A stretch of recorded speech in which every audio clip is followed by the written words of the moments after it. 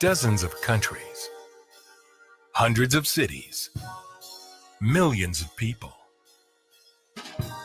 One man, now in the palm of your hand, on any device.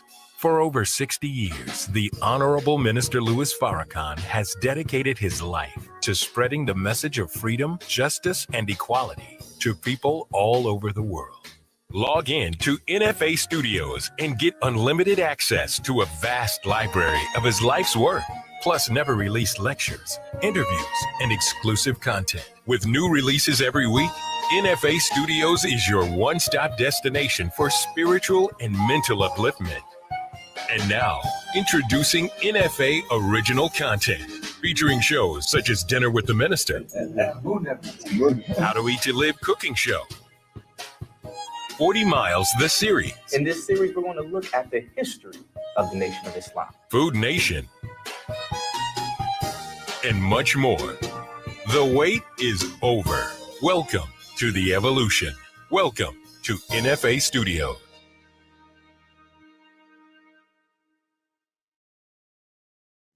The importance of oral history in the history of any society, the history of any movement, nation, civilization, is that you talk to the people who walk through this part of history.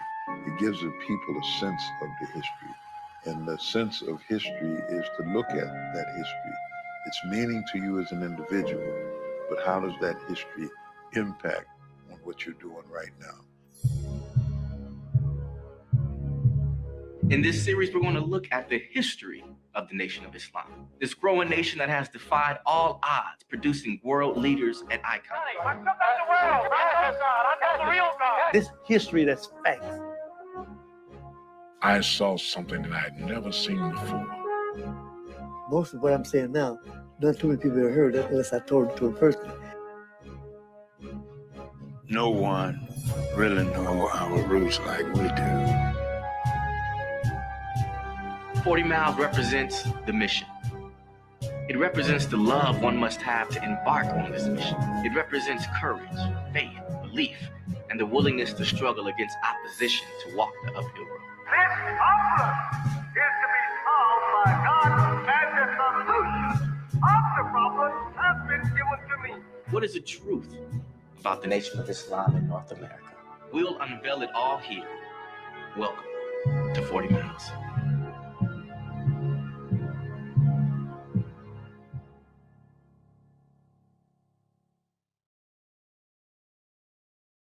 Welcome to Food Nation. We're going to be traveling cities across the country, tasting the best of foods nationwide. The food is here!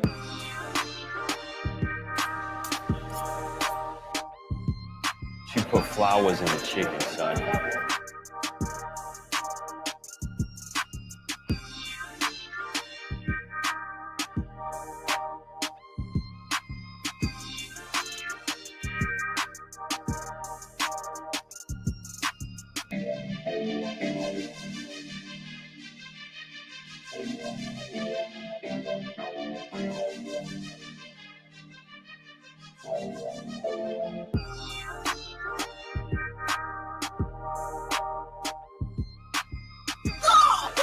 Let's go. Let's go. Let's get out of here, man.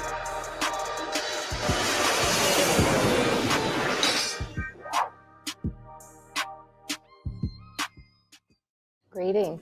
My name is Sister Hania, and welcome to How to Eat to Live.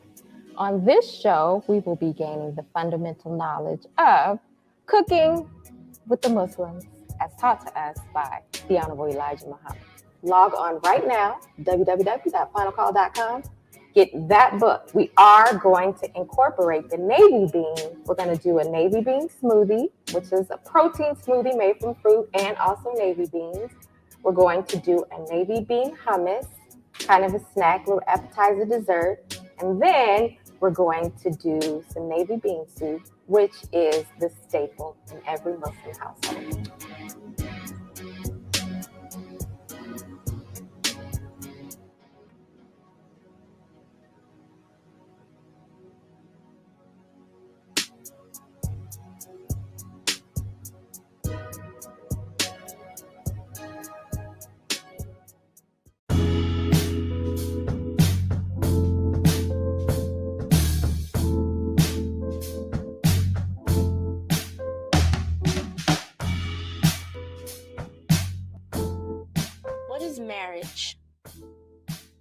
When we think of marriage, everyone has their own idea of what the ideal marriage looks like.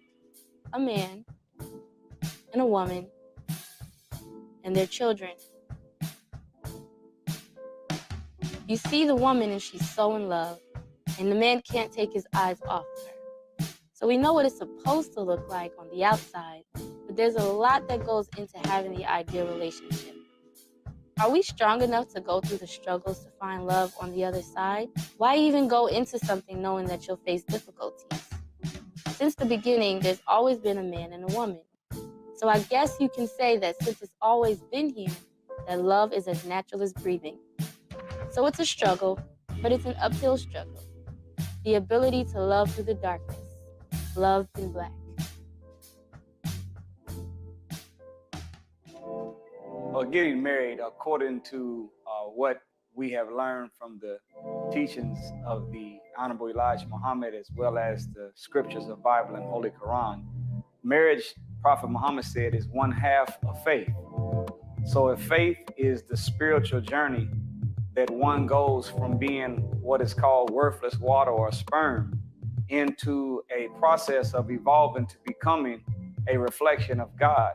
If marriage is half of faith, then marriage is half of that journey to become one with God, bearing witness to the Bible and that statement of Prophet Muhammad.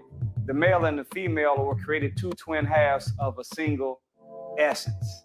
Well, if man and woman was created in pairs, what would you call a person that only had one eye or one leg? They are called handicapped. So when a man is without a woman, he's handicapped. And when a woman is without a good man, she's handicapped. So getting married makes you a complete you. Okay, so how we met? We met in middle school. First time that I seen Aisha was at Savior's Day. We met at the gym. We first met when I was 15 years old and she was 13 years old. Do you want to tell the how we met story? Because we both tell it differently. I'll start.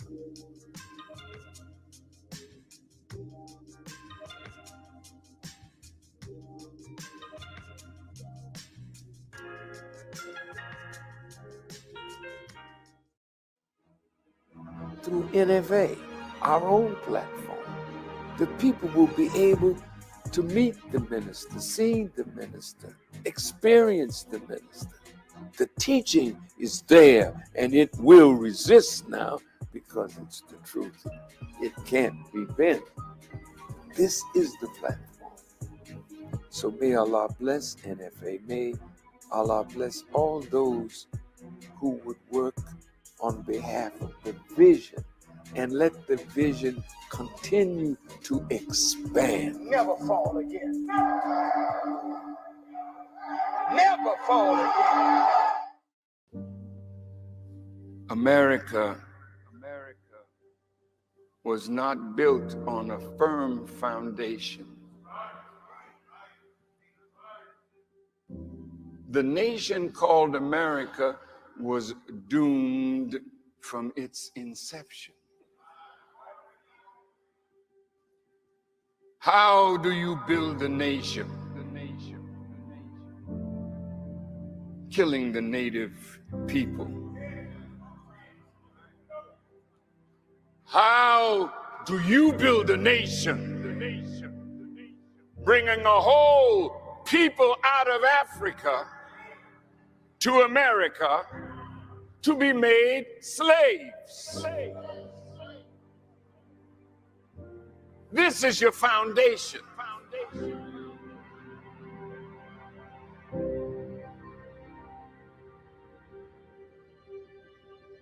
The world is looking at a country going to hell. You are opting to be a part of that is unraveling right in front of your eyes. You see the country cascading downward. This is America. Why do you want to get into something that is coming to an end?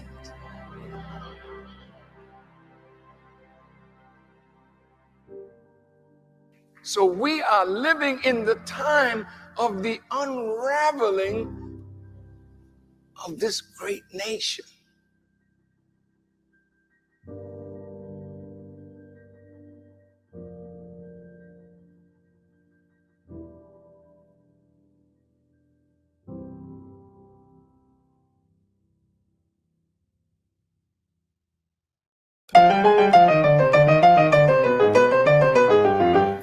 Welcome to the Foodie Spot. My name is Sister Carmela Muhammad, and we are a proud sponsor of Doing the Math with Dr. Wesley. I come to you in preparation for possible hard times.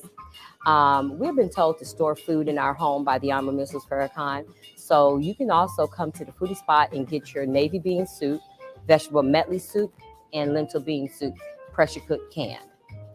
In addition to that, I have dried navy beans. We also have frozen dinners prepared that you can actually store it in your freezer for those times. Pull them out, warm them up, cook them. We also have our natural antibiotic, which consists of fresh ginger root, turmeric root, garlic, and horse relish. We are also shipping our natural antibiotics in addition to our navy beans, red lentil, vegetable medley, and bean pies. For shipping, call 773-420-3948. Again, for shipping, call 773-420-3948. Thank you and enjoy the show.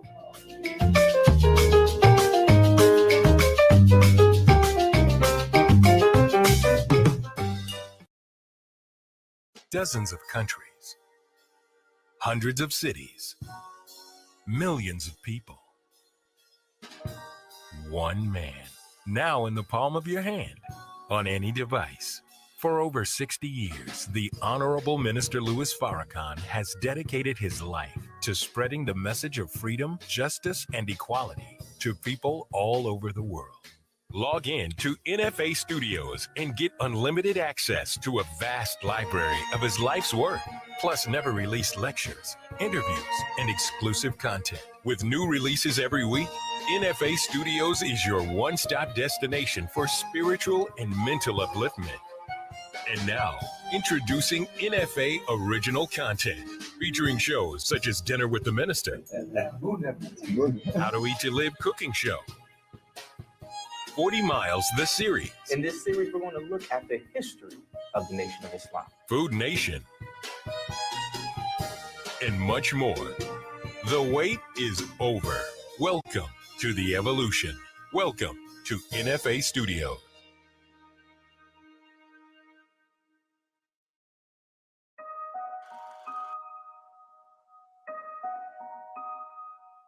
The messenger of the Lord of the world, the most honorable Elijah Muhammad, as I greet you. He departed in 1975. His son assumed power, and within a few years, the nation as we once knew it was completely gone.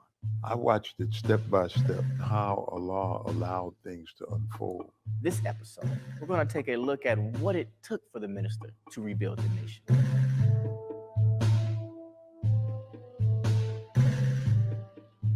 When I left Mecca and decided to rebuild the work of the Honorable Elijah Muhammad, then all of the forces that would come against me did. We had great opposition, and the climate was so hateful. Christian and Muslim and Jew, believer and non-believer, stay away from Madison Square Garden. The people literally tore the doors off of Madison Square Gardens. So now the nation's thriving, we're moving forward. And followers came right up to walk with me. They knew we were ready now, but the minister told us never be aggressive. They were like angels that Allah put around them. I remember it just being a lot of work, but it was a lot of fun. It was off the chain. And I look back and go, how did we do it? said, "You see, Aziz, the only thing that works is the teachings of the Honorable Elijah Muhammad." Welcome to 40 Miles.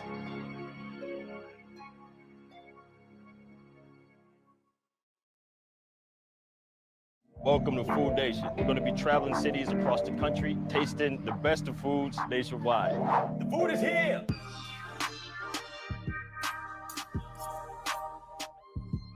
She put flowers in the chicken, son.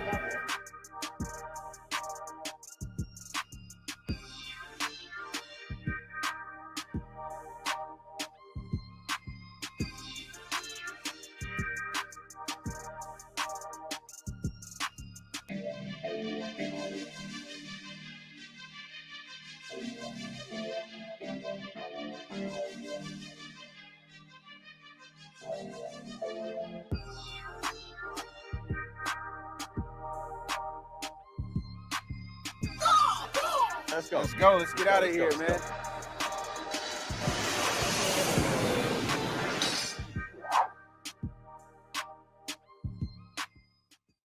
Greetings, I'm Sister Hania, and this is How to Eat to Live. I believe it's done. Our whipped, mashed cauliflower. I'm telling you, this eggplant right here is a winner.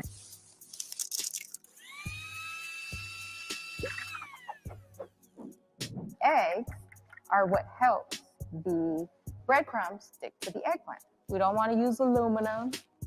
You can use cast iron or stainless steel, but never aluminum. Aluminum is a reactive metal.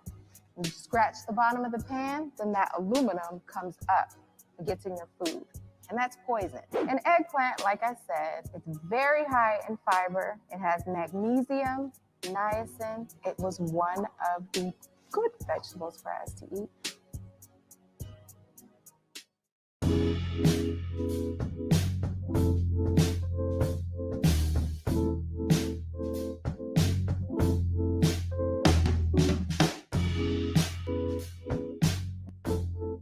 What is marriage? When we think of marriage, everyone has their own idea of what the ideal marriage looks like. A man and a woman and their children. You see the woman and she's so in love, and the man can't take his eyes off her. So we know what it's supposed to look like on the outside, but there's a lot that goes into having the ideal relationship. Are we strong enough to go through the struggles to find love on the other side? Why even go into something knowing that you'll face difficulties? Since the beginning, there's always been a man and a woman. So I guess you can say that since it's always been here, that love is as natural as breathing. So it's a struggle, but it's an uphill struggle. The ability to love through the darkness. Love in black.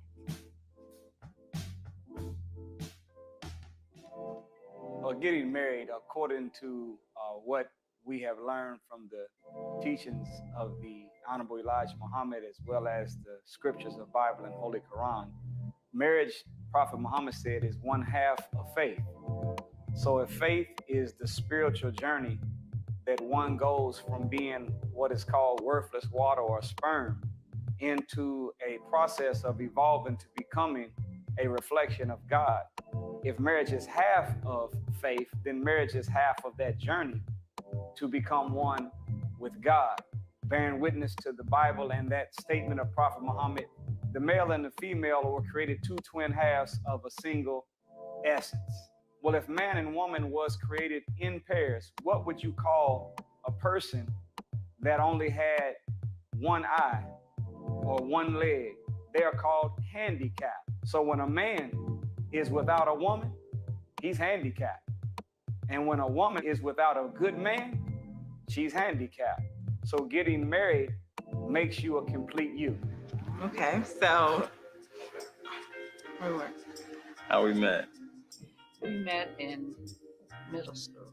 First time that I seen Aisha was at Savior's Day. We met at the gym. We first met when I was 15 years old and she was 13 years old. Do you want to tell the how we met story? Because we both tell it differently. I'll start.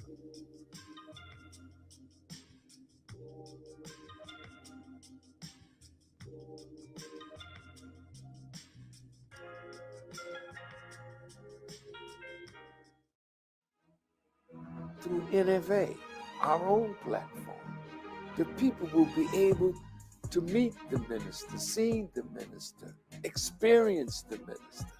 The teaching is there, and it will resist now because it's the truth. It can't be bent. This is the platform. So may Allah bless NFA. May Allah bless all those who would work on behalf of the vision, and let the vision continue to expand. Never fall again. Never fall again. America was not built on a firm foundation. The nation called America was doomed from its inception. How do you build a nation? Killing the native people. How do you build a nation? Bringing a whole people out of Africa to America to be made slaves. This is your foundation.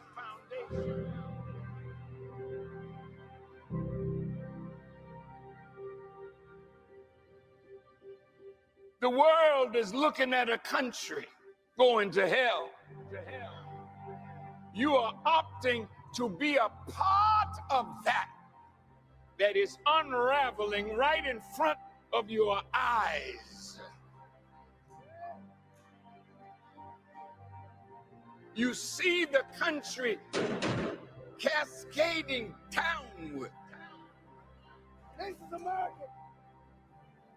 Why do you want to get into something that is coming to an end?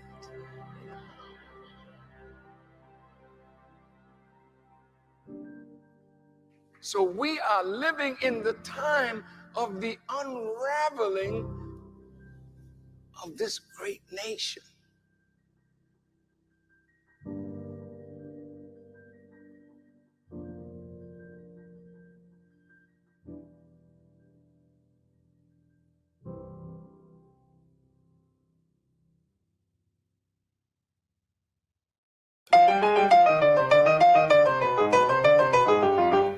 Welcome to the Foodie Spot. My name is Sister Carmela Muhammad, and we are a proud sponsor of Doing the Math with Dr. Wesley. I come to you in preparation for possible hard times. We've been told to store food in our home by the Armed Missiles Farrakhan, so you can also come to the Foodie Spot and get your navy bean soup, vegetable medley soup, and lentil bean soup, pressure cooked canned. In addition to that, I have dried navy beans. We also have frozen dinners prepared that you can actually store it in your freezer for those times. Pull them out, warm them up, cook them. We also have our natural antibiotic, which consists of fresh ginger root, turmeric root, garlic, and horse relish. We are also shipping our natural antibiotics in addition to our navy beans, red lentil, vegetable medley, and bean pies. For shipping, call 773-420-3948. Again, for shipping, call 773-420-3948. Thank you and enjoy the show.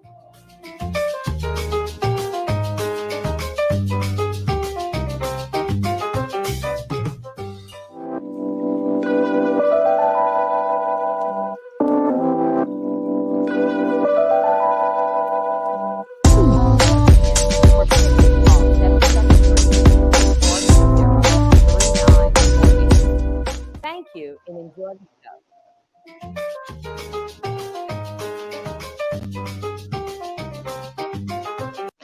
Good afternoon, powerful creators. Welcome to this week's episode of Doing the Math with Dr. Wesley Muhammad. I'm your host, Janita Harris, and today we are in for a bit of some controversy and getting to the truth of that. So let's bring on Dr. Wesley and we'll go over a little bit more of what today's show is about. Also, too, friendly reminder for all of our awesome Patreons, there's going to be a Q&A at the end of today's episode. And because we appreciate your support, we're going to bring you on to ask Dr. Wesley directly what you want to know. So just remember, you're going to want to log back on to your Patreon site and then get the link to join us live. Dr. Wesley, how have you been? I've been excellent. How about yourself? Yeah, I've been okay. It's staying inside all the time is difficult. It's different. Like the quarantine blues. Yeah. But well, and then go ahead. I've been great because I've been greatly anticipating this conversation today, because for me, this particular conversation is 30 years in the making for me. You know, when I first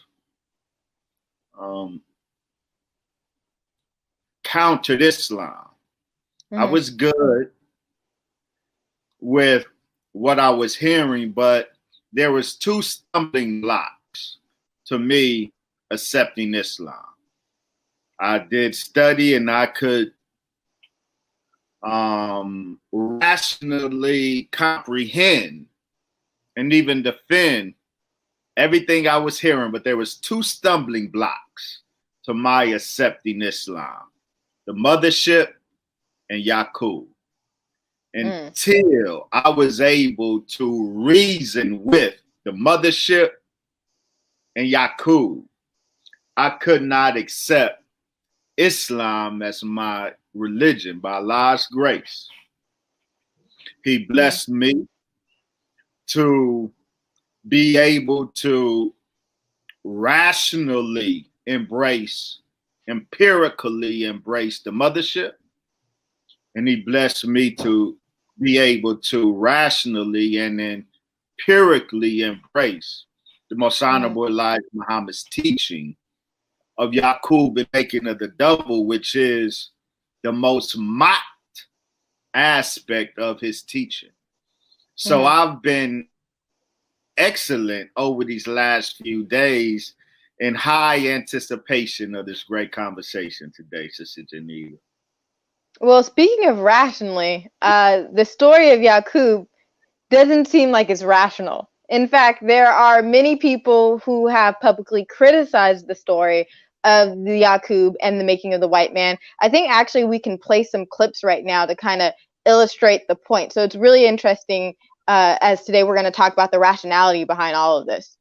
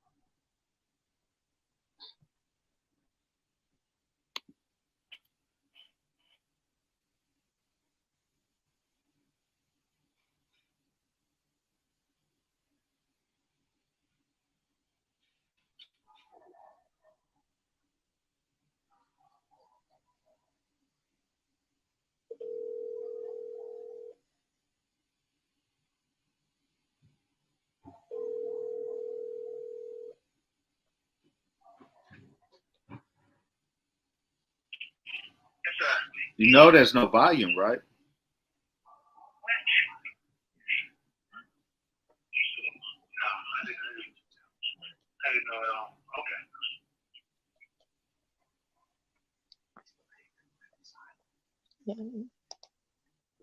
We are working on the technical difficulties that we are having right now. I apologize, everybody.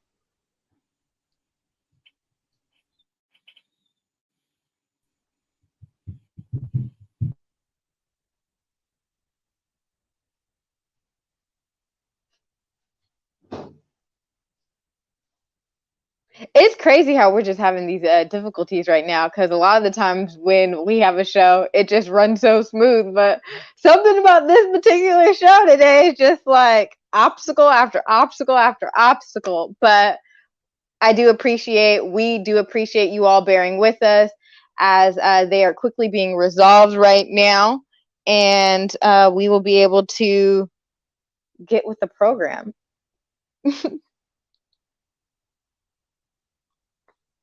In the meantime, as we wait so it's not awkward, do you have any questions that you guys want to know? Because I know, for instance, people have been DMing me saying, like, can you ask this? Can you ask that? And so definitely want to put that out to all of our audience. We've got a lot of people on our stream today.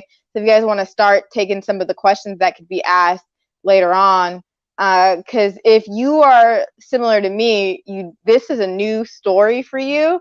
And you probably have a lot of questions, or you might be seasoned in the teachings and you have more specific questions that have or have not been answered before.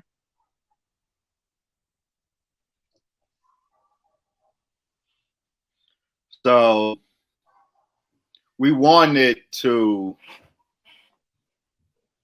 frame this conversation with remarks from some of the mop makers. I said that of all of the teachings of the Most Honorable Elijah Muhammad, none is mocked more than his teaching on the origin of race, the origin of the white race in particular. And we wanted to frame at least the opening of this conversation with two examples of such mop making, if you will, one by Ronald Reagan and one by DJ Vlad. Now, you said, Sister Janita, that it is hard to rationalize this aspect of the teaching, and I totally get that. This is why this aspect of the teaching, along with the mothership, but this in particular was the very last holdout for me, because as an atheist, just encountering or working on reconciliation with the God I did in the beginning stages of trying to reconcile with religion, and declaring that I would never surrender my God-given mental faculties to religion again. And if I ever do religion, it would have to be one in which I don't have to separate my soul and my mind, my spirit and my intellect. So in that state, encountering every aspect of the teachers of the Most Honorable Elijah Muhammad, I needed to make rational sense of them. Right.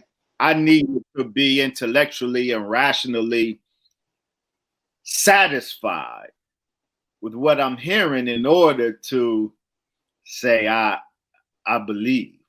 And Yacub, in the making of the white man, was the last holdout for me, because it did at first seem incredible. And so I was very incredulous. So I totally understand what you are saying, your sentiment. I will say this, though, that most of the mop makers today are just ignorant of the facts.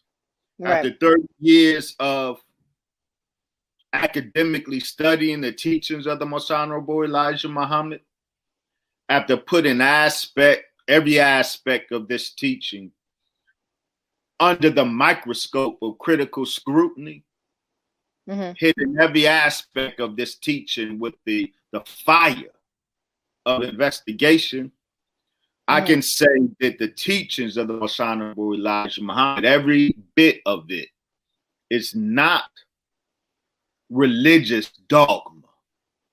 It is a verifiable body of knowledge. The teachings of the Most Honorable Elijah Muhammad, starting with what's in this book. This is not a religious dogmatic text. This is a text of verifiable knowledge. And excluded from that is not the history of Yacub and the making of the white man. The making of the white man, the grafting of the white man by a group of Black Arabians, led by an exceptionally wise, and so wise he had so many brains, he had a big head. The Most Honorable Elijah Muhammad teaches us. But that too is not fantasy. That's not religious dogma. That's a verifiable piece of knowledge. Yeah. Well, I'm definitely coming with an open mind. I do think there are elements from the story that make sense, especially considering genetic engineering and cloning, right? So we know today people can make a designer baby. You can choose the eye color and the gender of your child. So in terms of isolating genes to create a particular race, in theory, and in reality, that makes sense. But then there are certain like particulars, I'm just like, well, this is bizarre. Like the detail of the big head, I'm like, how is that even verifiable? Was there a skeleton that was resumed here? Like, why would that be verifiable?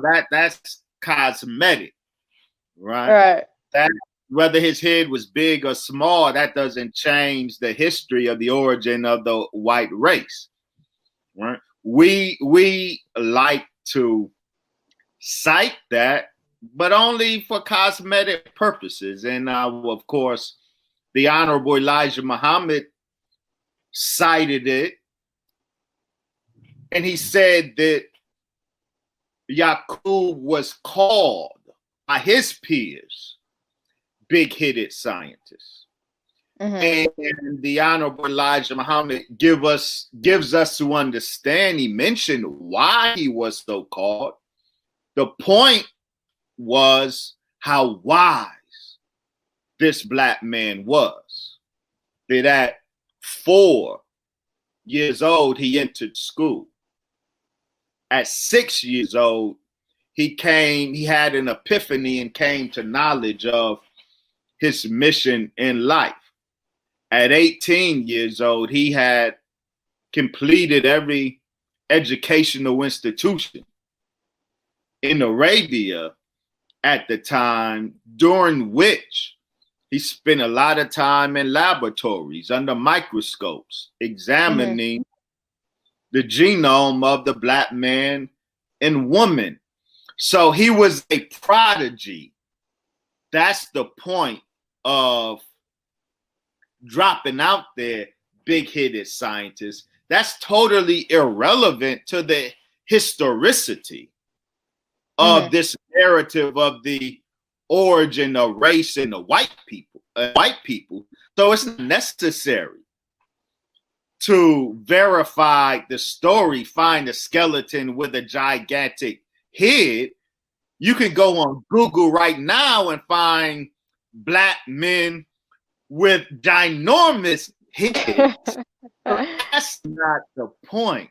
And we won't get trapped trying to examine the deserts of Arabia for a skeleton with a ginormous head. Right. But that was just making a point of how an intellectual prodigy Mr. Dr. Yacub was. Well, I think we're ready now to play some of those clips. Okay. Let's see. Right, because, you know, part of the thing that Nick said was that white people, because they lack melanin, with melanin comes compassion, and therefore they're not as human. They're more animalistic. And, you know, for example, when you look at NOI teachings, they believe that there was a guy named Yacub, you know, who had 59,999 followers, and he took them all to an island, and he started to breed out the black traits, and he would kill the dark-skinned babies. And he created white people on this island. I've had people. He lived to the age of 152. So he had a lot of interesting, you know, things about him. And you could believe this, or you could look at Bill Nye, who explains how people that live, you know, near the equator have a certain amount of vitamin D. And, you know, based on where you live in accordance to the equator, the vitamin D levels change. That's why you have lighter skin versus darker skin based on where you are in the equator.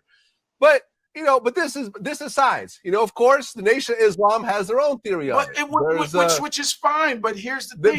Their theory, let me just say this, you know, according to the NOI, there's a guy named Big Head Yacub, who was an African, who went to an island with a bunch of Africans and basically crossbred a bunch of them and created this white race and killed off all the black ones and created this evil devil type creature.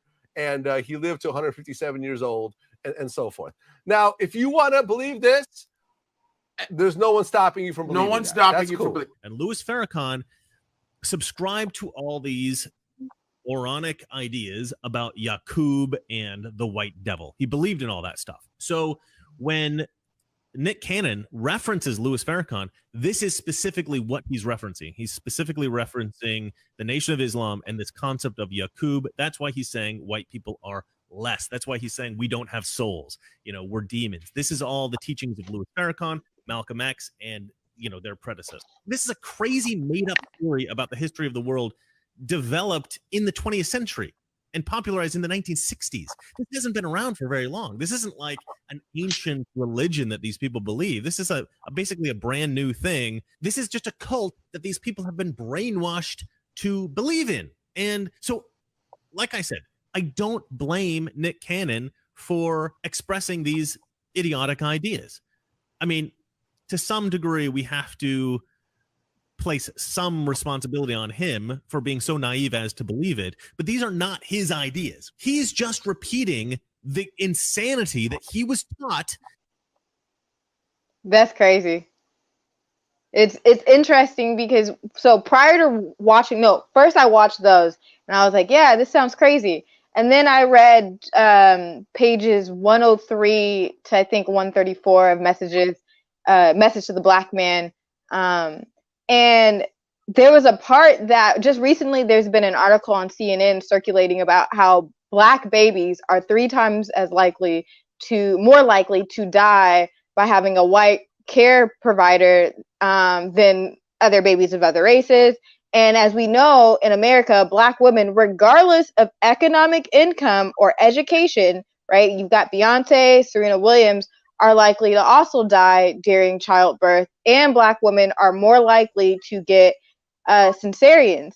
So there's a part in the book that talks about killing off specifically the black babies, and for me, I was like, oh, I actually can connect that, if this is true, to what is happening right now. And then I was thinking, like, well, if this is a true story, is that an explanation as to why even in today's day and age, we're seeing so many black babies and black mothers die giving childbirth?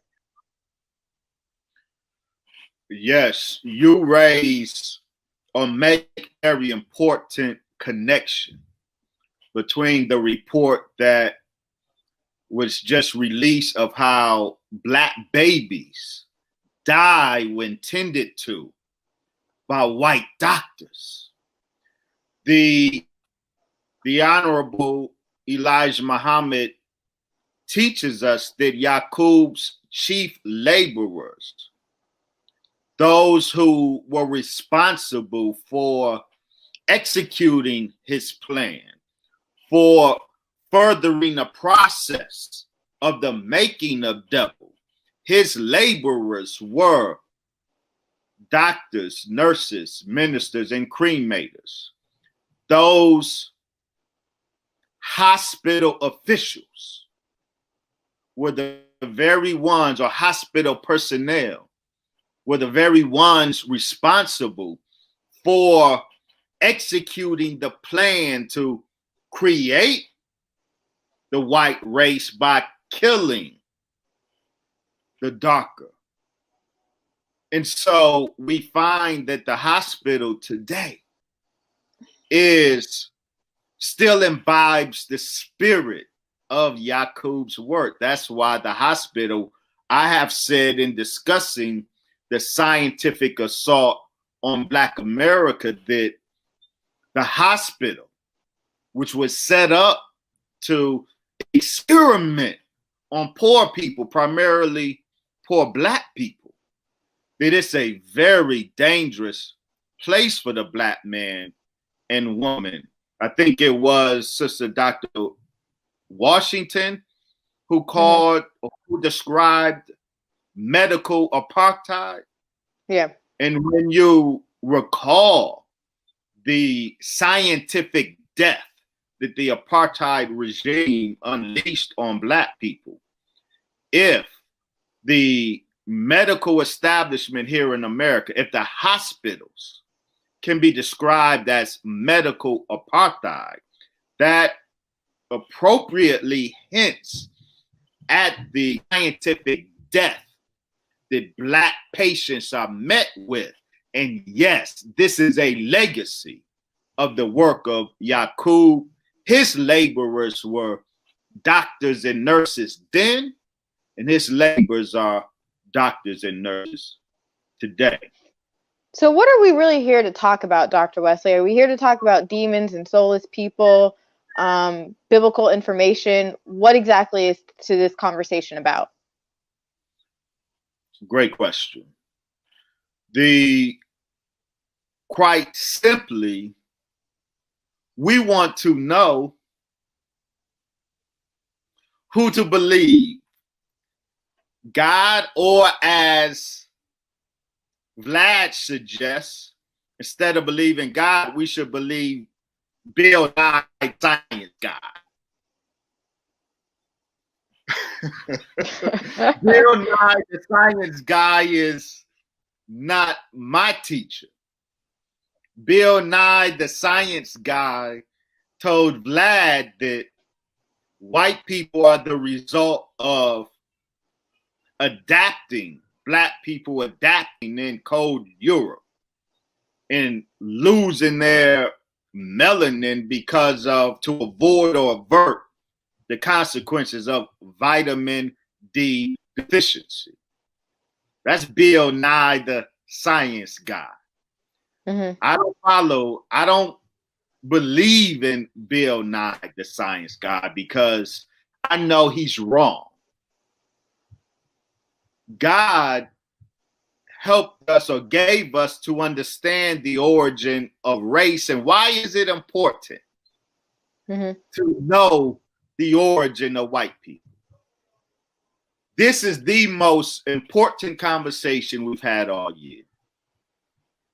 Every human being needs to come to terms with what the Honorable Elijah Muhammad taught about white people.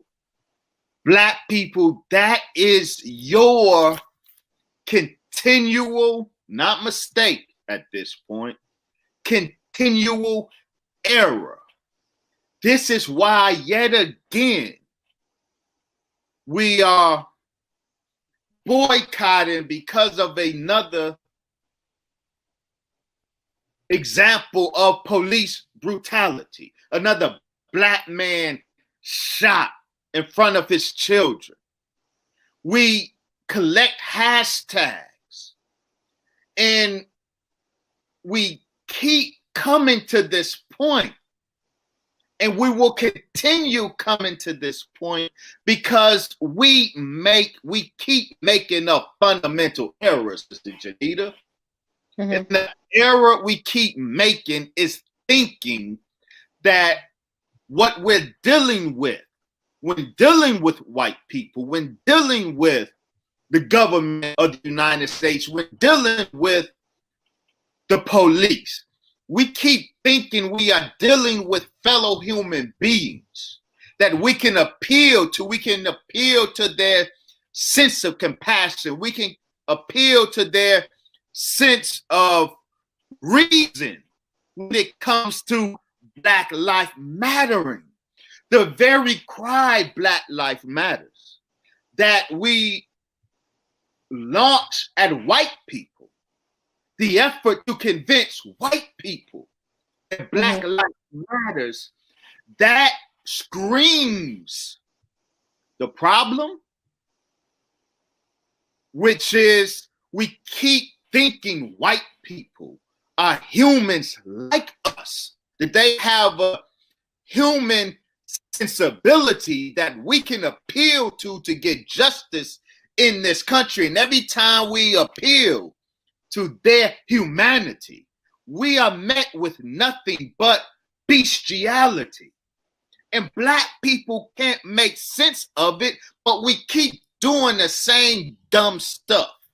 Investing our hopes in police reform, investing our hopes in Biden versus Trump, where if we understand the nature of these people, we would understand that Biden is in no way fundamentally different than Trump, as Hillary was in no way fundamentally different from Trump. You got to understand the nature of white people in order to properly deal with white people, and a Negro is incapable of properly dealing with white people. And how do you understand the nature of white people? The Most Honorable Elijah Muhammad said that the circumstances under which a thing was created determines the nature of that thing. So in order to know the nature of white people, we have to understand the circumstances under which white people were brought into existence.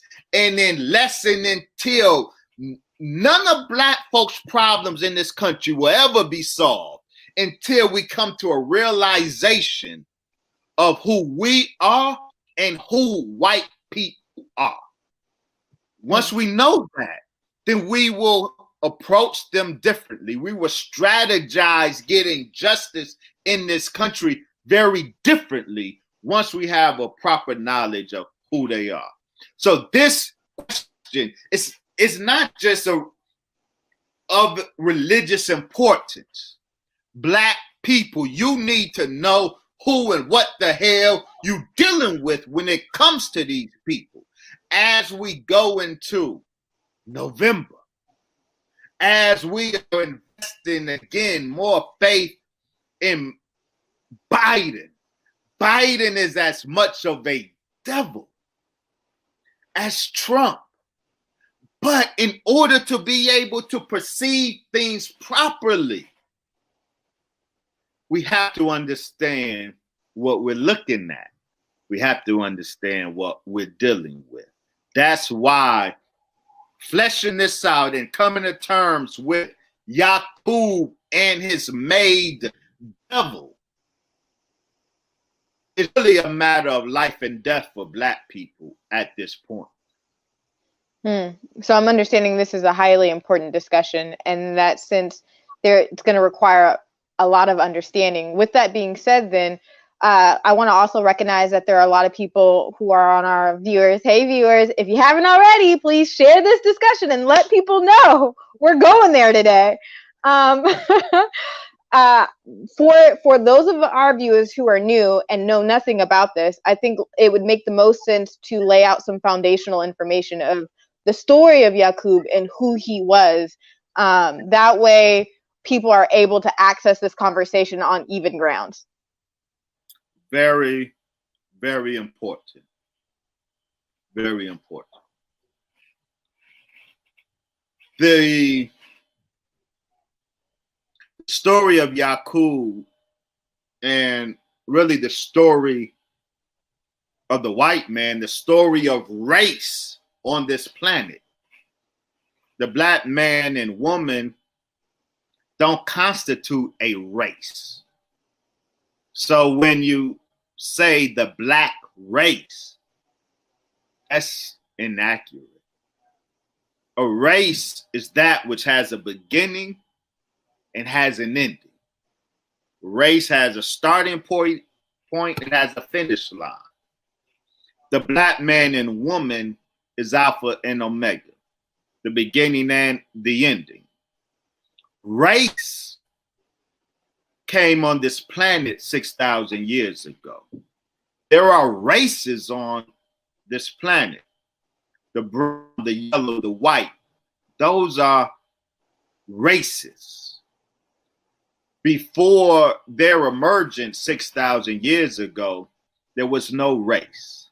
So what we're talking about is the origin of race, the origin of races. Even beyond Yacub, Yacub's value is what he produced. And that's what the most important part of this conversation is, not the man and his big head, his huge brain. What's important is what he unleashed on the planet and why he did it. Why he did it is more important than what he did. We get the story of Yacub and the origin of race on this planet. It actually begins 15,106 years ago. Now, I will ask our viewers. We have a lot of viewers, I see.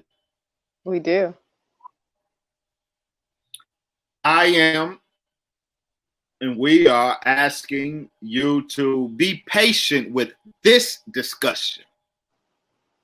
This, for some of you, won't be easy.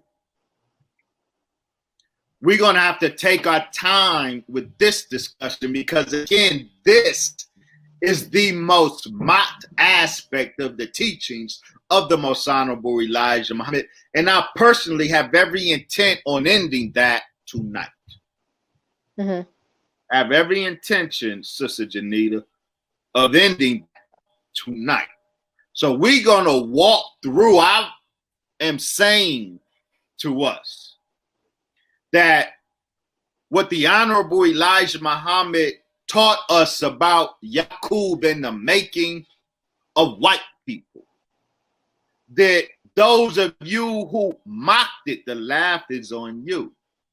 Those of you who disbelieved it, those of you who dismissed it and reject it, the laugh is on you now.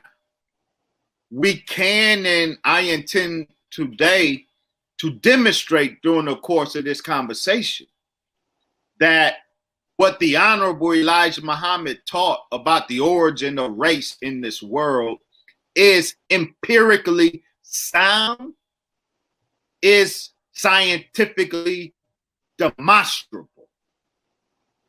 And so in order to do that, we're going to talk a lot of science. And so right now, with all of these large numbers that we have viewing, I'm saying right now, if you have a low tolerance for scientific discussion, go do something else. Go do something else right now. If you are impatient with the process of learning, I told you before, I'm the last one you want to check out. And today's conversation isn't going to be an exception to that. It's going to highlight that point because I hope to walk us through the evidence that confirms that the seemingly most fantastic aspect of the teachings of the Most Honorable Elijah Muhammad, and arguably the most offensive aspect of the teachings of the Most Honorable Elijah Muhammad, certainly if you're white, that aspect of the teaching is fully verifiable, that is the only accounting of the origin of white people that makes sense of all of the evidence, despite DJ Vlad's teacher, Bill Nye, the science guy. So be patient with us. Or if you know your patience is low, go ahead and find something less top heavy to engage in, because this will be a very top heavy discussion. But if you stick around with us, I can almost guarantee you would see white people for who they are. And by doing so, you and I can handle them properly. And what does that look like, Sister Janita? What does handling white people look like? I have no idea. That this knowledge would help us do that. Well, the Honorable Elijah Muhammad gave us the answer to that. What does handling white people properly look like? He said that once you know white people, they are like a string wrapped around your finger. You won't know it's there unless you look at it. You won't know white people are there unless you turn to look at them. Once you know them for who and what they are, they cease being the problem in your my life that they have been. Knowledge of them gives us power to determine our own destiny despite them. That's what properly handling white people, as a consequence of properly perceiving white people, is about. So what are we talking about? I said that the story of Yacub and the making of the white man didn't begin with Yacub's birth, individual birth, 6,600 years ago, 20 miles outside of the holy city, Mecca in Arabia. This story actually begins 15,106 years ago. Because it was at that time, Sister Janita, that the government, the Islamic government, which we call the 24 scientists or the 12 scientists, the Council of the Gods. This has been the government of the world for 66 trillion years, a circle of gods, 12 black men who are gods that constitute a governing body. 15,106 years ago, they met at the holy city of Mecca. They met, and they, as was and is their duty, they wrote the prophetic history. They convened over what they were able to see coming in the future, because fallen man writes history after it happens. Gods write history before it happens.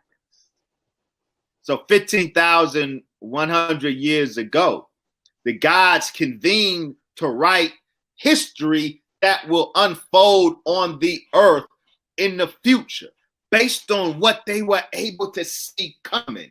And what they saw coming 15,000 years ago, Sister Janita, what these gods saw was that an element of dissatisfaction will develop on the earth, in Arabia in particular, that approximately 30% of the population in Arabia will become highly dissatisfied. And the gods 15,000 years ago saw that out of that dissatisfaction, a man would be born. And that man would be born to deliver the satisfy that which they are asking for. And so they put in their books and sealed them that in the future, when this level of satisfaction or dissatisfaction arises in Arabia, a man will be born there in Arabia to answer that dissatisfaction. And one of the reasons for the dissatisfaction, well, we will leave that till later. Okay. Why there was such dissatisfaction at the time. But the gods saw, and this is very important to understand, Yacub. Yacub was born to carry out the will of the gods. Because when the gods convened 15,000 years ago and saw that based on a divine mathematical formula, there's certain trends will lead to certain other trends that will lead to people being born that would do things that would trigger domino effects. When they saw that, they could have vetoed that development. When they saw that 30% dissatisfaction was going to develop, from which a man will be born, they could have vetoed that, set in motion other triggers to make history develop differently, but they decided to seal that deal.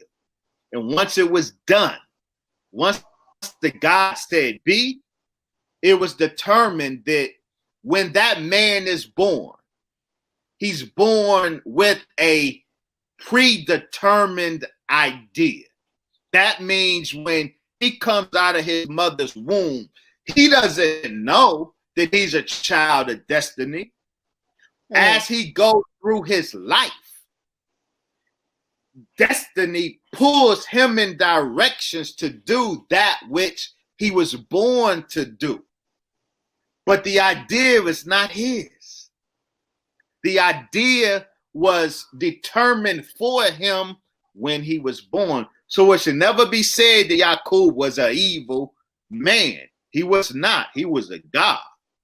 He was a righteous God, even though he made a devil and an enemy for the black man. He did so only because he was obeying the prophecy that the gods, Allah, had determined 15,000 years before he was born. So Yacub is born. This black baby is born 20 miles outside the holy city of Mecca. And he's born a child prodigy. At 4 years old, he started school. By 6 years old, he had his epiphany. The predetermined idea, the determination for his life that was made 15,000 years ago. Mm-hmm. At 6 years old, he had that epiphany. He knew what he was born to do. Shortly after he had that epiphany, he went before the gods, the council of the gods, because for 66 trillion years, or an infinity of time, this was the government of the black world, this council of scientists, gods, 12 of which are the ruling gods. After Yacub's epiphany, he went before the council of the gods and he told them his destiny to create a people, because the Honorable Elijah Muhammad said that what sparked young Yacub's epiphany was he was one day playing with 2 pieces of steel. He was born with a scientific inclination. And while a youngster, he's playing with 2 pieces of steel. And on this day, he happened to encounter magnetism and how unlike attract. And at that point, just by playing with these 2 pieces of steel, the determination for his life came to his head. And he said on that day to himself that he's going to make a people unlike his people, because he's born from the dissatisfied element of Arabia. That dissatisfied element, they're dissatisfied with the other people of Arabia. They're not dissatisfied with mountains or trees or inanimate objects. They were dissatisfied with the king of Arabia, dissatisfied with the institutions of Arabia. And so he was born from that dissatisfaction. So at 6, the epiphany he had after playing with, after witnessing the law of unlike attract, he determined, or what was determined 15,000 years ago, came to his head. I'm going to make a people unlike my people, who I and so many others are dissatisfied with. And by making this people who are unlike, I'm going to make them to rule over my people. And so sometime after that, Yacub came before the council of the gods. And the gods questioned Yacub about his idea. Yacub told them what he was going to do. Now, one of the gods of the council happened to have been Yacub's uncle. This seems like an insignificant detail, but it's not. One of the gods of the assembly before whom Yacub went was his uncle. And his uncle starts questioning his nephew about his plan, his determined idea. And his uncle says to Mr. Yacub, when Yacub says that he's going to make a people, a new people on this earth, the uncle says to his nephew, what will you make except that which will create mischief and cause the shedding of blood? Yacub says to his uncle, I know what you know not. This, we find it in the Holy Quran. This is very important. And the Quran records this conversation with young Yacub and his uncle in the setting of the council of the gods. In the Quran, it has Allah saying to the angels, I'm going to place a ruler in the earth. And the angels interrogating that declaration by God, the angels saying to God, what will you put except that which will create mischief and cause the shedding of blood? And the Quran says, Allah said to the angels, surely I know what you know not. What's important is that Quranic discussion between Allah and the angels is actually a recounting of that day that young Yacub went before the council of gods and they questioned him about his plan to make a people that will rule. His uncle, he told his uncle that I'm gonna make a people that will rule you. So what part of the Quran is that in? Because I know earlier on one of the clips, Ronald Reagan, I believe that was his name, said that this was a story built in designed in 1960, and now you're saying actually we can tie this to the Quran. I'm saying much more than that. I'm saying this regarding your particular question. I'm saying that the history of Yacub and the making of the devil, despite Ronald Reagan's bogus claim that this is some newfangled doctrine, on the contrary,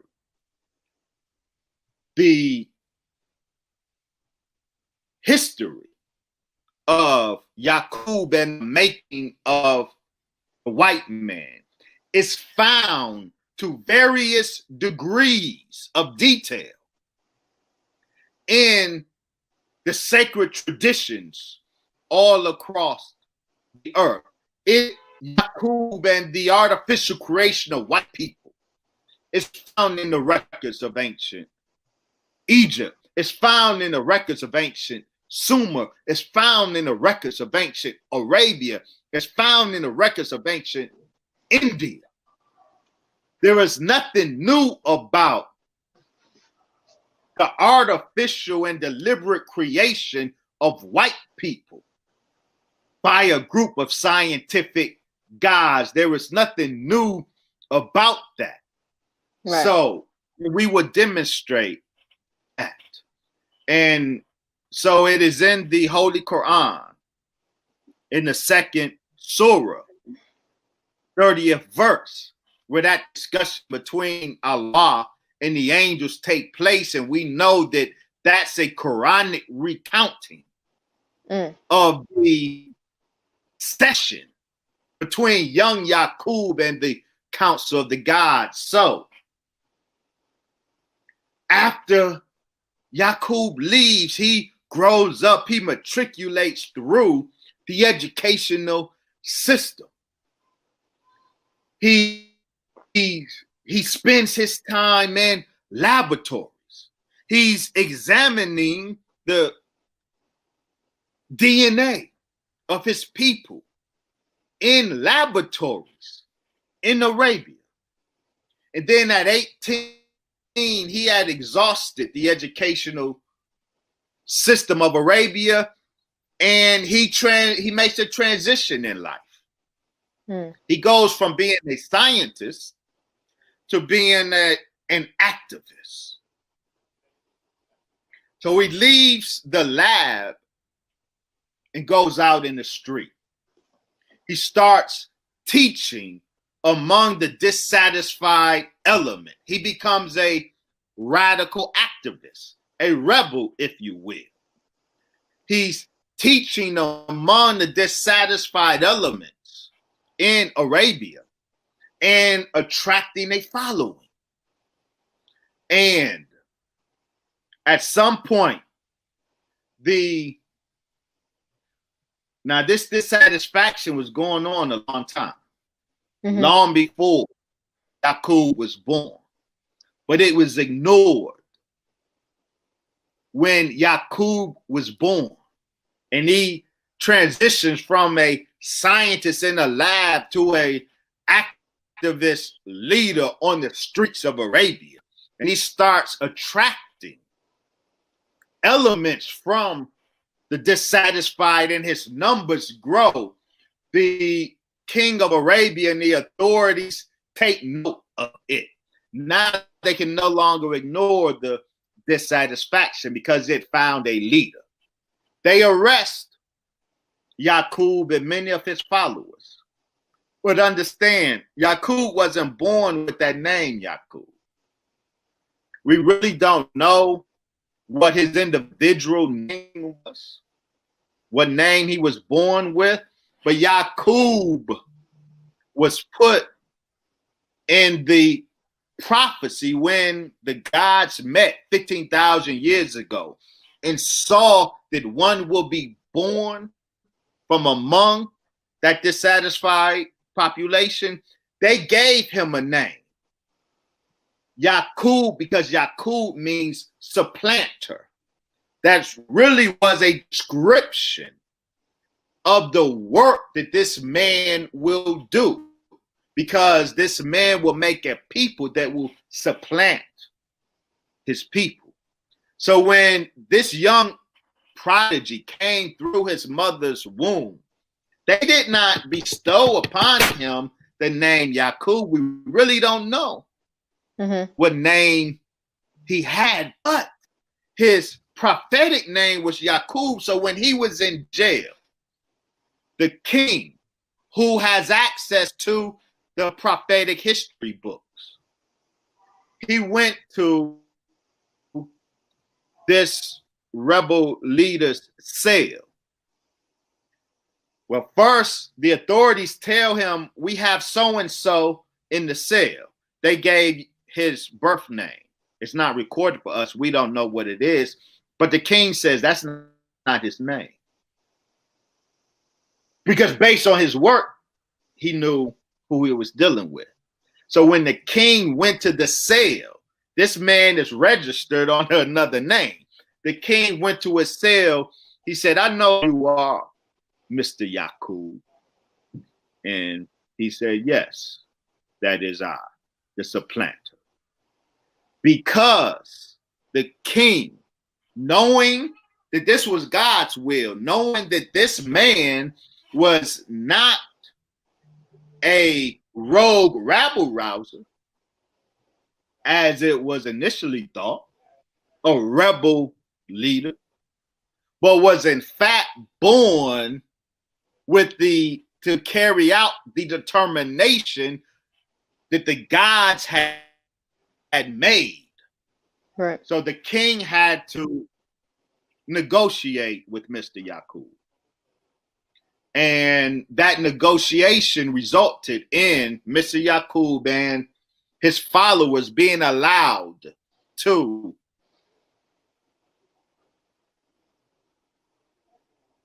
carry out their agenda, but they couldn't carry it out in Arabia. They were given supplies to go across the water to an island in isolation. And Yacub, and as the Jew Vlad says, he didn't get that from Bill Nye, the science guy. 59,999 of Yacub's followers, believers in him, crossed the waters, went over into this isolated island in the Aegean Sea. Like Noah's Ark? What about Noah's Ark? No, I'm asking, is that connected? No? Yeah, but later. Oh, okay. I'm just making connections. So he sets up his operation in Arabia, in Patmos or Pelon, an island in the Aegean Sea. He sets up his operation on how to create a new people. But what do you mean, Brother Dr. Wesley, create a new people? When Yacub was studying the DNA in the genome of Black people, he discovered that there were two people that exist within the Black man. He said two people. And the two people were unalike. These two people exist within the genome of the Black man, he discovered. What he called or what the Honorable Elijah Muhammad called a Black germ and a brown germ. These two germs could produce two different peoples. Yacub seeing that in the laboratory, in the isolated island, he instituted a process intended to segregate or isolate that second person, that brown germ, isolated from the black germ and graft it out. And he established a system of policies and procedures. He established laborers, ministers, doctors, nurses, and cremators. These were his laborers to execute the plan. And the plan was a plan of eugenics, a plan of selective mating, breeding, a process that will last 600 years, during which the races would be born on the planet. Mm-hmm. So that, in general, by races, I mean the first 200 years of that process produce the brown race. We call them the Japanese. The second 200 years produced from the brown race the yellow race, the Chinese. This ever diminishing pigmentation, but more than just pigmentation, the changes that resulted in that process are much more profound than color. And then the last stage, the next 200 years, from brown Japanese to, well, from black Arabian to brown Japanese, from brown Japanese to yellow Chinese, from yellow Chinese to white Caucasian. That was the man that Yacub made. So, of course, there's so much more to it, but that's the first part of the story of Yacub, the origin of white people, the origin of race. Wow. Wow. All right, powerful creators. If you haven't already, please share, share, share. Today we are in Dr. Wesley's school, and the words of the day are nuance and patience. So there's going to be a lot of nuance to this discussion. And as Dr. Wesley has said before, please be patient with us, because that was just, as he said, the first part of the history that was necessary to be laid out for all of those that did not know the story. I know some of you are like, well, we already know this story. We want you to hurry up and go into the science and evidence. But remember, this conversation is no. Is that what I'm saying? Because those who would say that, you are the ones I was saying you need to go ahead and check out. Just go ahead and check out. If you are impatient with this process of learning, you're just going to turn into a troll. And a troll is so undignified. You don't want to be that. And I don't want to trigger that in you. So if you don't have patience with the process of learning, this is the absolute last place you want to be on this day. Because we are going to be meticulous. We're going to take our time. This is going to be a top-heavy discussion. But at the end of it, God damn it, no more mocking will be made of this aspect of the teaching of the Most Honorable Elijah Muhammad. And God willing, you, the next white man you see when you leave the house, assuming he or she is not in your house, the next white man you see, you will look them in the face and know exactly what you're looking at. Well, so where do we go from here then? I would like to do this.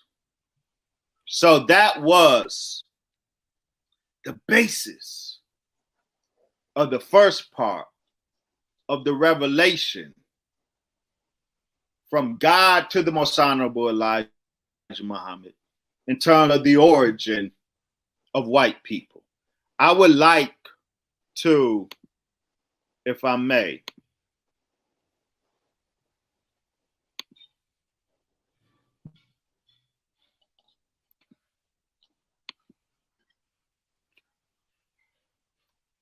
show some visuals. Okay.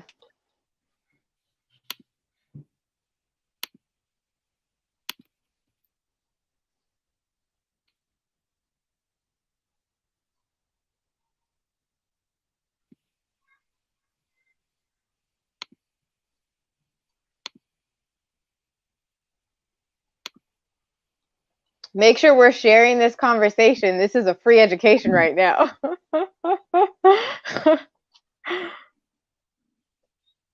So I would like to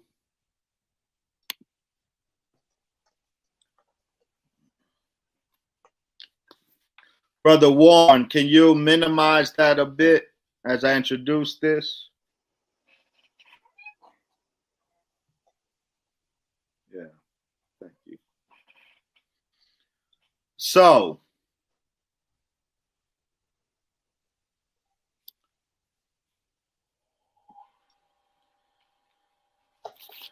the gentleman in the upper left corner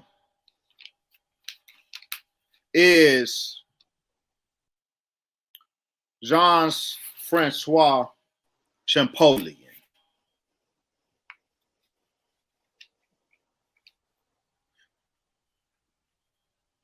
Champollion is the one who deciphered or credited with being the first European to decipher hieroglyphics of ancient Egypt, the Medu Neter, in 1824. After he, through breaking the code of the so-called Rosetta Stone, Jean-Francois Champollion in 1829, after decoding the Rosetta Stone, traveled to Egypt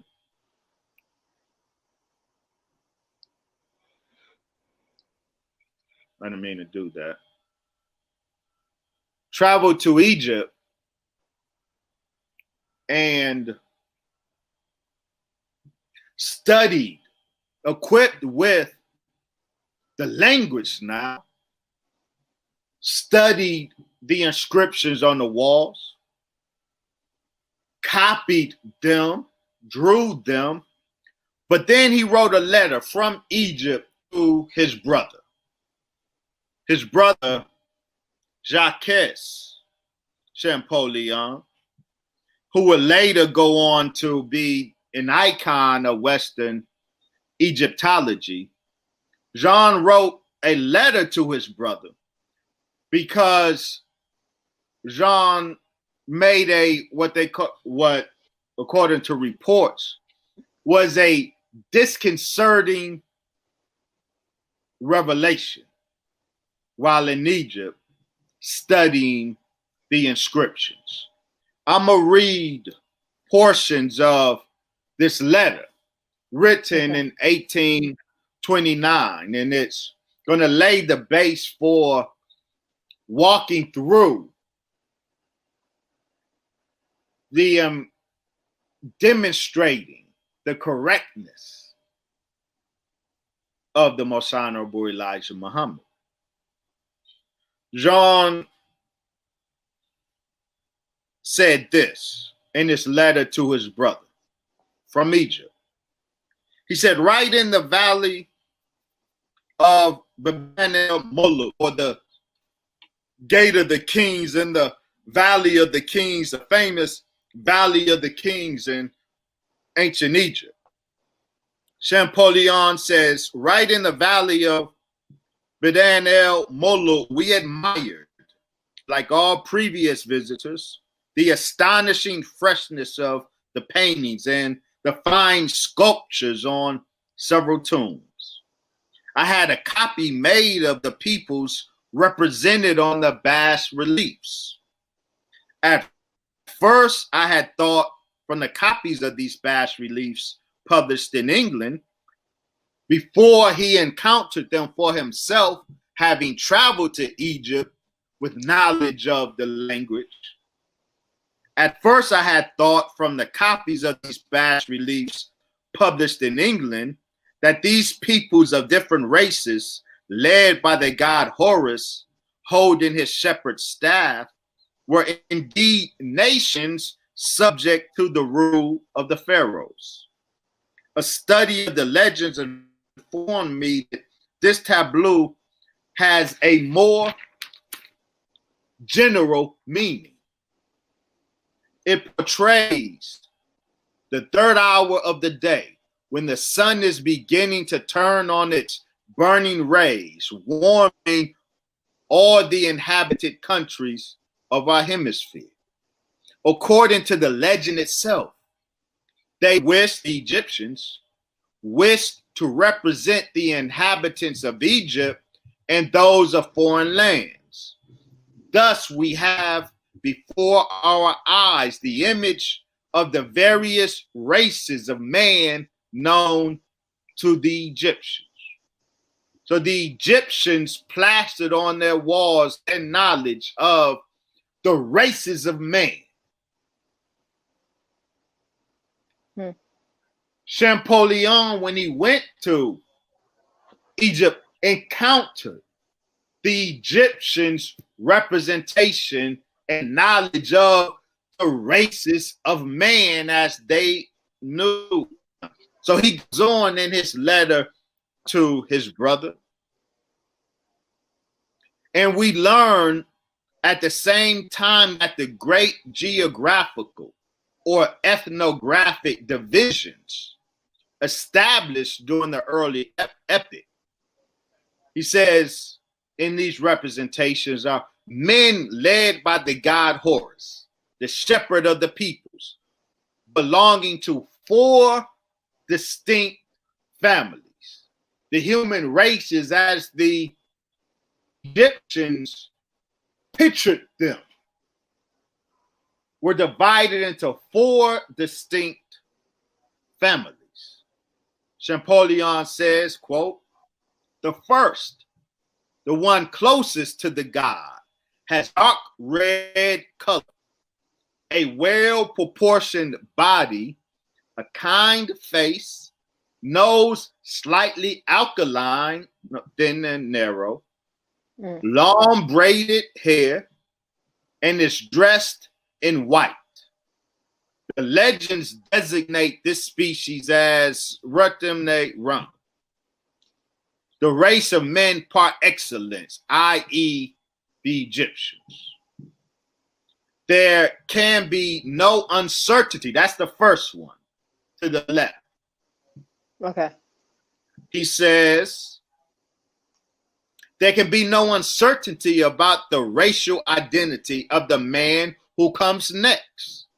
He belongs to the black race, designated under the general term Nahasi. The third presents a very different aspect. His skin color borders on yellow or tan. He has a strongly alkaline nose, thick black pointed beard, and wears a short garment of various colors. These people, he says, are called by the Egyptians Namu. Finally, the last fella to the extreme right. Finally, Champollion says, the last one is what we call flesh colored, a white skin of the most delicate shade, a nose straight or slightly arched, 2 eyes, blonde or reddish beard, tall stature, and very slender, clad in a hairy ox skin. A veritable savage. That's not Brother Wesley's words. That's Champollion's words. Listen. A veritable savage tattooed on various parts of his body. He is called Tamahu. He goes on, I hasten to seek the tableau corresponding to this one and the other royal tombs, and as a matter of fact, I found it in several.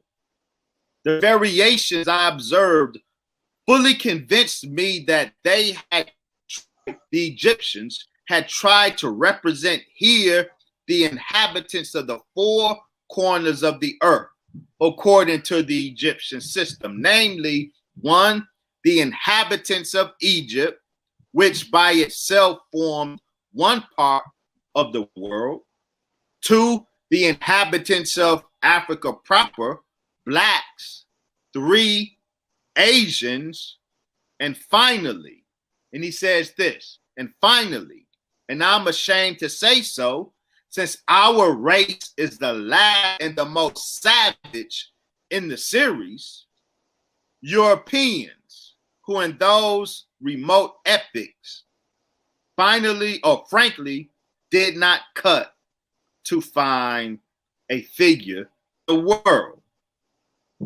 He says we find that Egyptian and Africans represented in the same way, which could not be otherwise. He says, but the Namu, the Asians, and the Tamahu, the Europeans, present significant and curious variants. He says this in closing. This is true of our good old ancestors, the Tamahu. Their attire is sometimes different. Their heads are more or less hairy and adorned with various ornaments.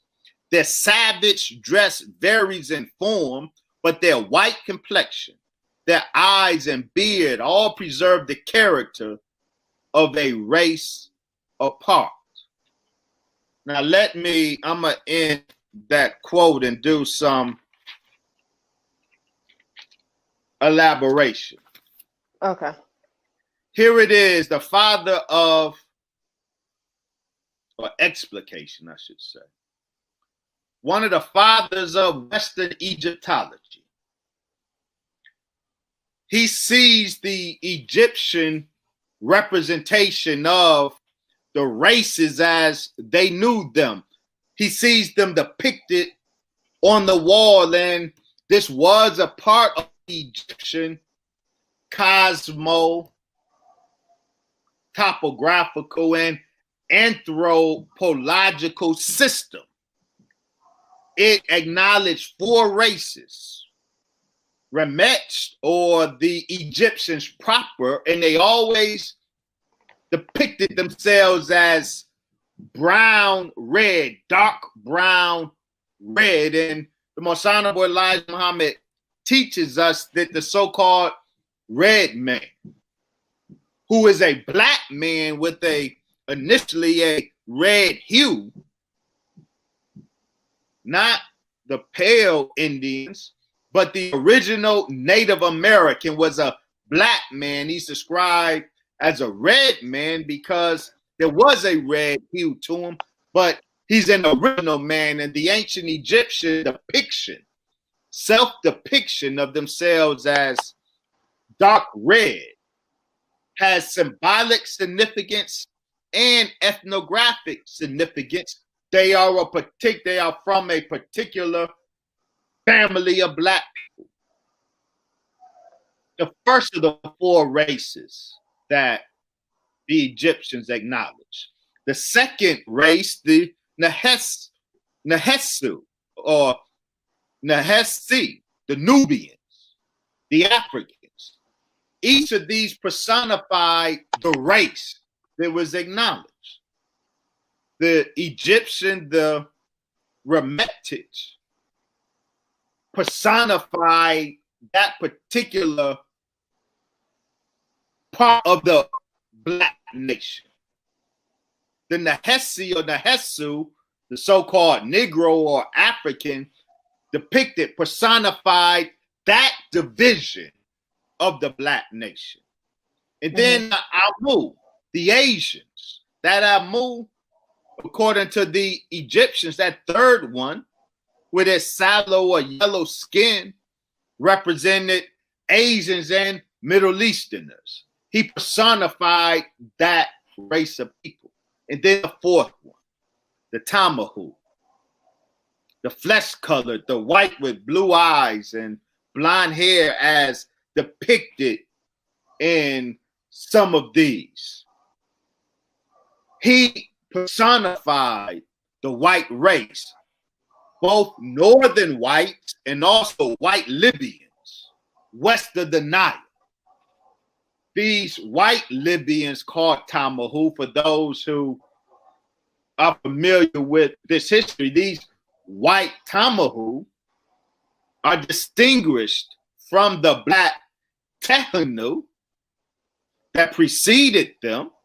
I'm not going to get into that whole Tamahu to Nehu debate, but suffice to say, these are the four races, distinct races that the ancient Egyptian system acknowledged.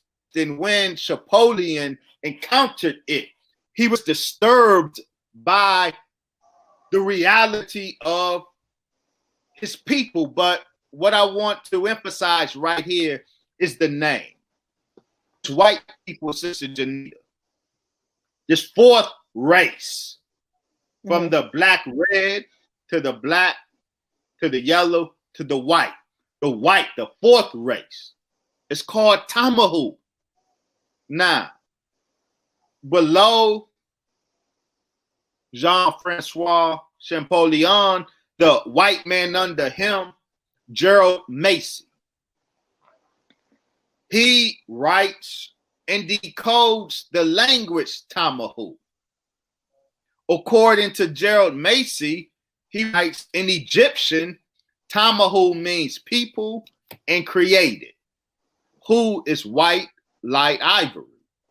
The Tamahu thus are the created white people.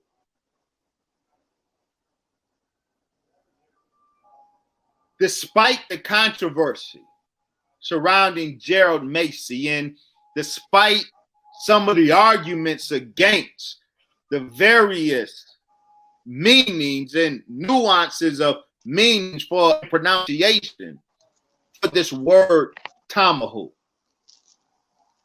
the fact that at least one of the meanings of Tamahu, as it is used as an ethnographic designation for this race of people acknowledged by the Egyptians acknowledged four races: black, red, black, yellow, and white.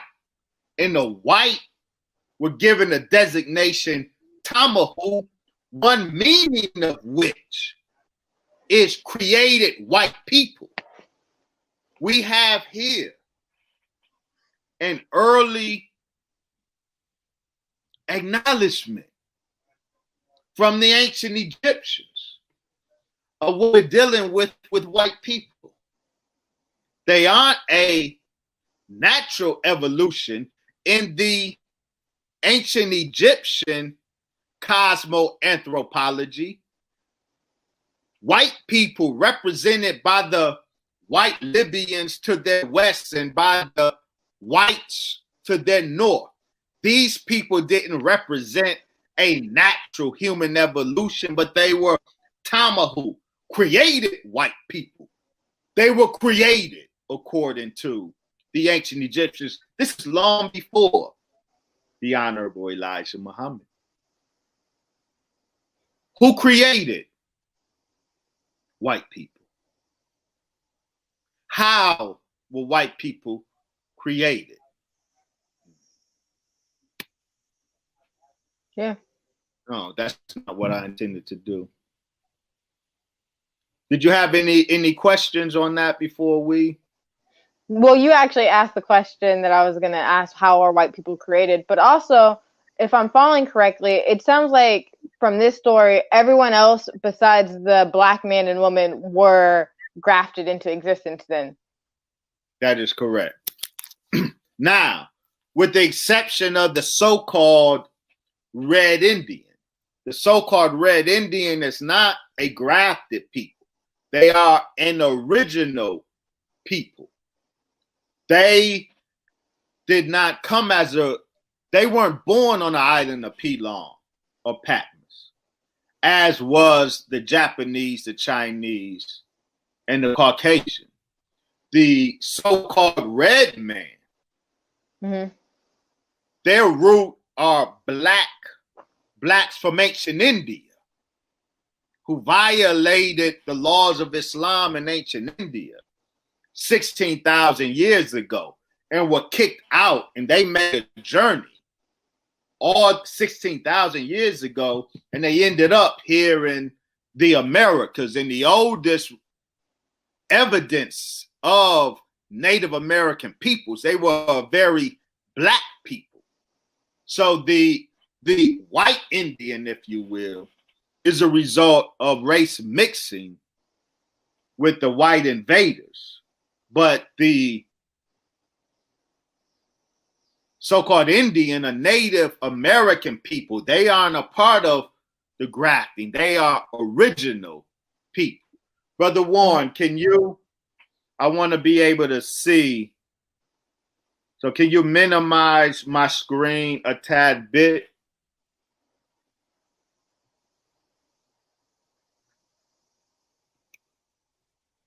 So look at this.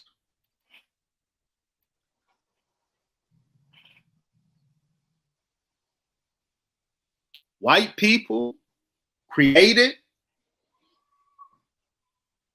That was testimony of ancient Egypt, at least as if we, to the extent that we trust Gerald Macy and Champollion. I know that there's argument and debate. I'm not going to enter that right now. I want to add to that. Mary H. Kingsley's travels in West Africa. She traveled through West Africa collecting traditions that were popular among African peoples or West African peoples. And look at what she shares with us. She says, quote, "There is this beautiful story now extant among the Cabindas or Cabindas. God made at first all black. He always does in African stories," she says. And then God, listen to this. Then God, went across a great river and called men to follow him. And the wisest and the bravest of them and the best of them plunged into the great river and crossed it. And the water washed them white. So they are the ancestors of the white man. Listen to this. How can you not see Yacub and his people traveling by sea from Arabia to Pelon and Patmos? And what came from that was the birth of white people from black people. Here you have the exact same accounting. We are told that God, by these West Africans, that God and some of his people crossed over a sea. And when they got to the other side of the sea and got on land, the water washed them, his people who traveled with him, white. And these whites are these white black people, these white formerly black people, are the ancestors of the white race. Okay. One more.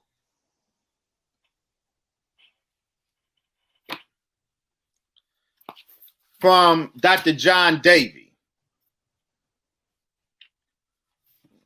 Dr. John Davy, chemist, and his brother, a famous chemist, and he was as part of the British Army Medical Department. He spent time in Ceylon over in India. And he took note of Indian traditions regarding the origin of his people, of white people. Listen to what Dr. Davy says. He says, quote, among the natives of Ceylon, the occurrence of the albino, the offspring of dark-skinned parents, is not very uncommon. Moreover, the ethnologists of Ceylon, the Sinhalese savants, are of the opinion that the white races of mankind are sprung from the albino and originally were merely an accidental variety. The speculation of the Sinhalese respecting the origin of the white races of men is not without the semblance of probability. Dr. Davy says. He goes on to say, it is easy to conceive that an accidental variety of the kind might propagate, and that the white race of mankind is sprung from such an accidental variety. The Indians are of this opinion, and there is a tradition or story amongst them in which this origin is assigned to us. So according to this tradition among the Indians of Ceylon, who are black people, and who are a black people who have a kinship with the black Arabians, the black people of India in the East. In fact, the Dravidian black man of ancient India in that area, we have demonstrated sprung from the black population of ancient Arabia. So according to this tradition, black people gave birth to an albino population, and an albino population of black people where by mutation, pigmentation is muted in them. And according to this Indian tradition, albinos born from among them gave birth to white people. And Dr. Davy says that he can countenance this origin of his people, but I would say that his description of this being an accident, that is where I take issue with Dr. Davy's suggestion. Some of what he described from the Indians is accurate, but we're not talking about an accidental variety